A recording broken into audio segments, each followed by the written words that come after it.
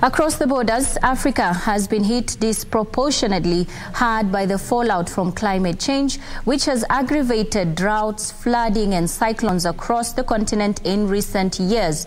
The African Development Bank has said the continent is losing 5 to 15% of its per capita economic growth due to the effects of climate change and is facing a gaping climate finance shortfall.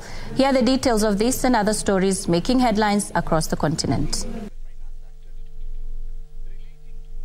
African nations received around $18.3 billion in climate finance between 2016 and 2019, but they are staring down a nearly $1.3 trillion climate finance gap for 2020 to 2030 period. Rich nations promised in 2009 to deliver $100 billion in climate financing to the developing world, but that pledge has only ever been partially met and is due to expire in 2025. African ministers meeting in Cairo last week ahead of November's COP27 climate summit decried the lack of support, which they said had resulted in the continent benefiting less than 5.5% of global climate financing. Meanwhile, Romco Metals, which recycles scrap aluminium in Nigeria and Ghana, is planning to expand output by more than 5 times to 100,000 tons a year. It is looking at opening 7 new plants in Africa in the next 5 years to meet growing demand for aluminium. The UK-based firm said it was in advanced talks to raise $50 million in debt and equity to help drive the expansion plan.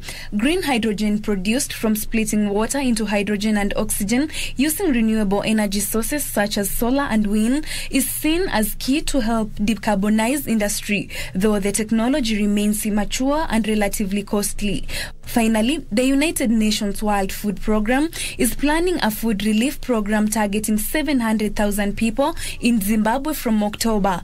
As the effects of poor harvest and Ukraine war continue to show, WFP said it had budgeted $40 million for the food program aid. Zimbabwe's government has said it expects its staple maize harvest to fall by almost half this year to 1.5.6 million tons from last season's multi-year record of 2.27 million tons due to poor rainfall in 2021 to 2022 growing season. Rising food prices coupled with higher fuel costs after Russia's invasion to Ukraine had driven Zimbabwe's inflation from 61% in January to 285% in August, undermining President Emmerson Mnangagwa's effort to revive the country's economy. Reporting for Lunchtime News, I'm Terry Njenga.